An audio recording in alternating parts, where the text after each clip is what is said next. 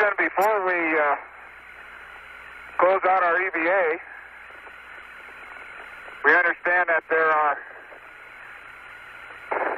young people in Houston today who have been effectively touring our country, young people from countries all over the world, effectively touring our country, had the opportunity to watch the launch of Apollo 17, hopefully had an opportunity to meet some of our young people in our country, and we'd like to say, first of all, welcome, and we hope you enjoyed your stay.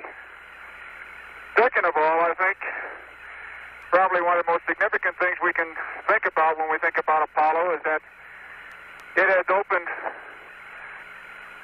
for us being the world, a challenge of the future. The door is now cracked, but the promise of that future lies in the young people, not just in America, but the young people all over the world, learning to live and learning to work together. In order to remind all the peoples of the world, in so many countries throughout the world, that this is what we all are striving for in the future, Jack has picked up a very significant rock, typical of what we have here in the Valley of Torres Littrow.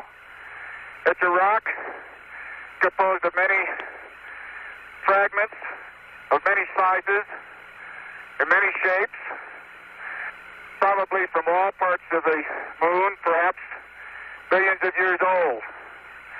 But a rock of all sizes and shapes, fragments of all sizes and shapes, and even colors that have grown together and become a cohesive rock, outlasting the nature of space, sort of living together in a very coherent, very peaceful manner.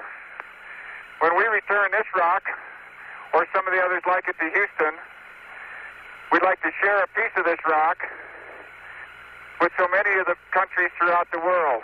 We hope that this will be a symbol of what our feelings are, what the feelings of the Apollo program are, and a symbol of mankind that we can live in peace and harmony in the future.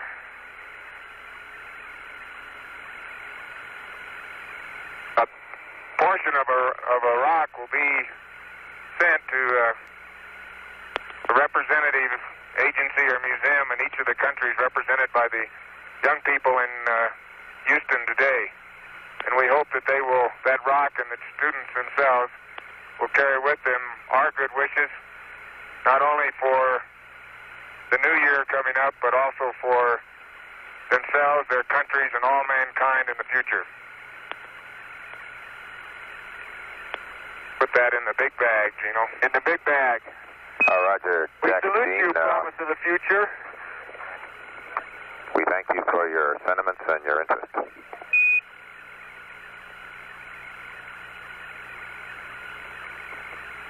And now, let me bring this camera around.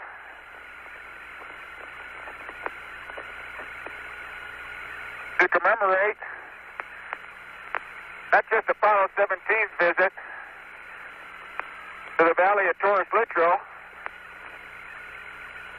but as an everlasting commemoration of what the real meaning of Apollo is to the world, we'd like to uncover a plaque that has been on the leg of our spacecraft that we have climbed down many times over the last 3 days. And I'll read what that plaque says to you. First of all, it has a picture of the world, two pictures, one of the North America and one of South America. The other covers the other half of the world, including Africa, Asia, Europe, Australia, covers the North Pole and the South Pole.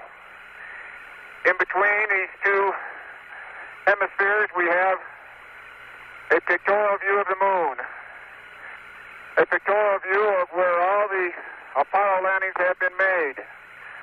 So then when this plaque is seen again by others who come, they will know where it all started. The words are, "Here man completed his first exploration of the moon.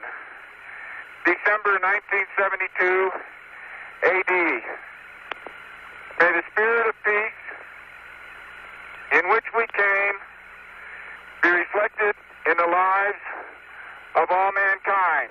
It's signed Eugene A. Cernan,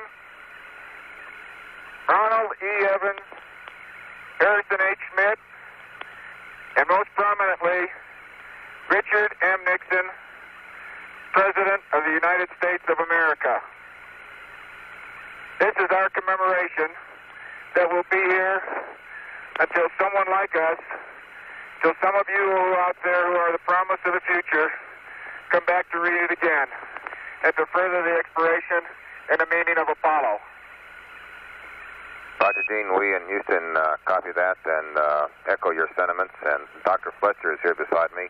I'd like to say a word to the two of you. Gene and Jack, I've been in close touch with the White House, and the President has been following very closely your absolutely fascinating work up there. He'd like to wish you Godspeed as you return to Earth, and I'd like to personally second that. Congratulations. We'll see you in a few days. Over. Thank you, Dr. Fletcher. We appreciate your comments, and we certainly appreciate those of the President. And whether it be civilian or military, I think Jack and I would both like to give our salute to America.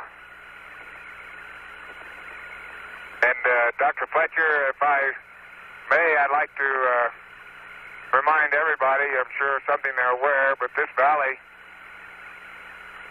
of history has seen mankind complete its first evolutionary steps into the universe, leaving the planet Earth and going forward into the universe. I think no more significant contribution has Apollo made to history.